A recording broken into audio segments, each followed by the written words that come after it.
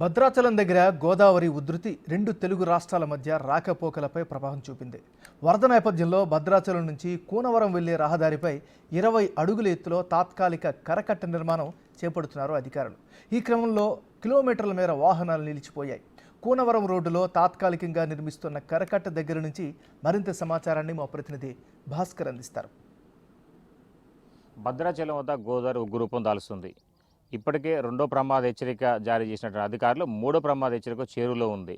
మరోవైపు చూసుకుంటే మాత్రం లోతట్టు ప్రాంతం భద్రాచలం టు ఆంధ్రతో పాటు ఛత్తీస్గఢ్ వెళ్ళే ప్రధాన రహదారులన్నీ కూడా జలదిగ్బంధంలో చిక్కున్న నేపథ్యంలో మొత్తానికైతే మాత్రం భద్రాచలం టు కోనవరం వెళ్ళే ప్రధాన రహదారి మొత్తానికైతే పోలీసుల యొక్క సహాయంతో మొత్తానికైతే భారీ ఎత్తున కూడా ఒక అడ్డుకట్ట వేసి రాకపోకలు నిలిపేసిన నేపథ్యం ఉంది. అయితే మనం చూసుకోవచ్చు, క్లియర్గా విజువల్గా చూసుకోవచ్చు. ఇప్పటికే గోదావరి ఉధృతంగా ప్రవహిస్తున్న నేపథ్యంలో కోనవరం వెళ్ళే రోడ్డు మొత్తం కూడా చాలా వరకు కూడా కోతకు గురైన నేపథ్యం ఉంది. అయితే ఆ కోతకు గురికావడంతో భారీ వెహికల్స్ ఇటు నుంచి ఒకవైపు వైజాగ్ టు అటు మరోవైపు చూసుకుంటే గినిక ఛత్తీస్గఢ్ ఒరిస్సా వెళ్ళే ప్రధాన రహదారులు మొత్తం కూడా ఇట్లా కోతకు గురి కావడంతో ఎక్కడన్నా ప్రాణ నష్టం జరిగిద్ది లేదా ఆస్తి నష్టం జరిగిద్దని ఉద్దేశంతో ముందుగానే భద్రాచలం పోలీసులు మొత్తానికైతే కొత్తగూడెం భద్రాచలం ఎస్పీ రోహిత్ రాజు యొక్క ఆదేశానుసారం మొత్తానికైతే మాత్రం ఈ రోడ్లు మొత్తం బ్లాక్ చేసేసి కరకట్ట ఎక్కడైతే రెగ్యులర్గా వస్తుందో అంటే కొత్తగా నిర్మిస్తున్నటువంటి కరకట్ట ఇది వాస్తవంగా ఇది భద్రాచలం పట్టణానికి కూడా వరప్రదాయం అని చెప్పుకోవచ్చు.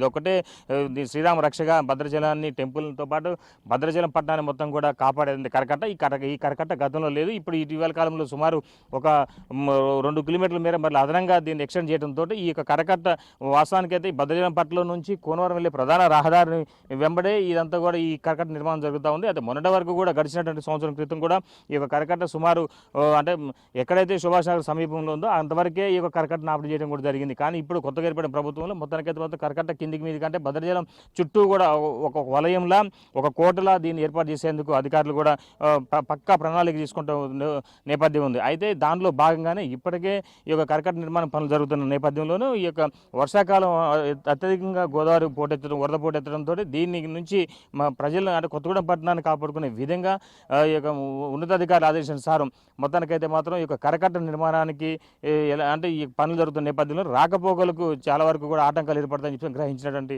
అధికారులు మొత్తానికైతే మాత్రం ఈ ఏదైతే కోనవరం వెళ్ళే ప్రధాన రహదారులు అవన్నిటిని కూడా జలదిగ్బంధంలో చిక్కకుండా ఉండే విధంగా ప్రధానంగా చేసిన నేపథ్యం ఉంది. మరోవైపున ఆంధ్ర వెళ్ళే ప్రధాన రహదారితో పాటు ఛత్తీస్గఢ్ ఒరిస్సా ప్రాంతానికి వెళ్తున్నటువంటి యొక్క రహదారికి ఇప్పటికే భద్రాచలం పట్టణంలో సుమారు 3 కిలోమీటర్ల మేరకు కూడా వెహికల్స్ మొత్తం క్యూ కట్టిన నేపథ్యం ఉంది. మొత్తానికైతే ట్రాఫిక్ జామ్ చేశారు. మొత్తానికైతే ఇతర రాష్ట్రాలకు వెళ్ళే వాహనాలన్నింటినీ కూడా పోలీసులు ముందుగానే వాళ్ళతో డిస్కస్ చేసేసి వాళ్ళకి ఉన్న సమస్యను వివరించేసి వాళ్ళని ఇక్కడే నిలిపివేసిన నేపథ్యం అయితే ఉంది.